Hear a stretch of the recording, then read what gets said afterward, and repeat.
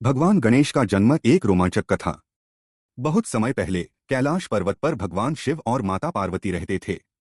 एक दिन माता पार्वती ने सोचा कि उन्हें अपना कोई साथी चाहिए जो हमेशा उनके साथ रहे और उनकी हर बात माने। उन्होंने अपनी शक्ति से कुछ अलग और अद्भुत बनाने की ठानी। माता पार्वती ने हल्दी और चंदन का लेप बनाकर अपने शरीर से थोड़ा सा मल लिया और उससे एक छोटे लड़के की आकृति बनाई। वह आकृति इतनी सुंदर थी कि माता पार्वती ने उसे देखकर मुस्कुराते हुए कहा, तुम मेरे बेटे हो, तुम्हारा नाम गणेश होगा। अपनी शक्ति से उन्होंने उस मूर्ति में प्राण फूंक दिए और गणेश जीवित हो उठे। गणेश के जन्म के साथ ही कैलाश पर्वत पर खुशियां छा गईं। माता पार्वती उन्हें अपना बेटा मानकर बेहद प्यार करती थीं। उन्होंने गणेश को हर चीज सिखाई, धर्म, निष्ठा और रक्षा की कला। गणेश भी अपनी मां की हर बात मानते और उनकी सेवा करते।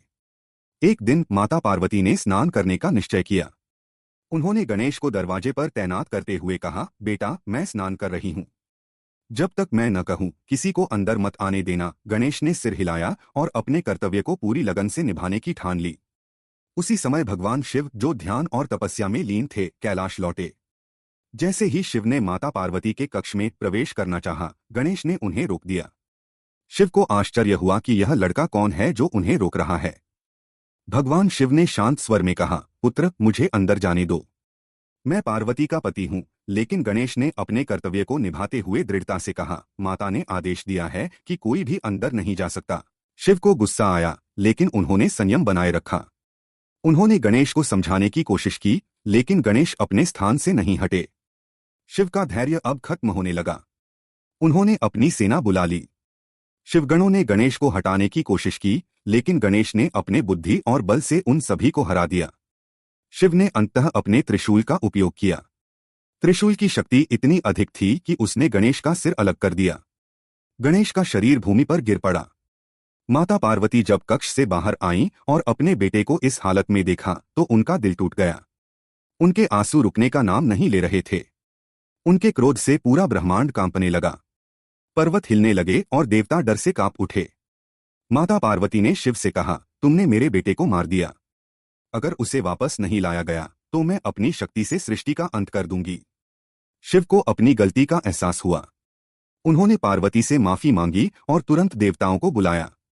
उन्होंने अपने गणों को आदेश दिया, जाओ और उत्तर दिशा में पहले जीव का सिर लेकर आओ जिसे तुम सोता हुआ देखो। गण तेजी से उत्तर दिशा की ओर गए और उन्होंने एक हाथी को सोता हुआ पाया। उन्होंने हाथी का सिर लिया और शिव के पास लौट आए। शिव ने अपने त्रिशूल और अपनी शक्ति का उपयोग कर गणेश के शरीर पर हाथी का सिर लगा दिया। माता पार्वती की आंखों से आंसू बह रहे थे, लेकिन इस बार वे खुशी के आंसू थे।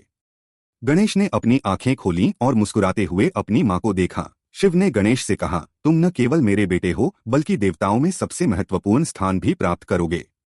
तुम्हें सभी देवताओं और मनुष्यों से पहले पूजा जाएगा। तुम्हारा नाम हर शुभ कार्य में लिया जाएगा।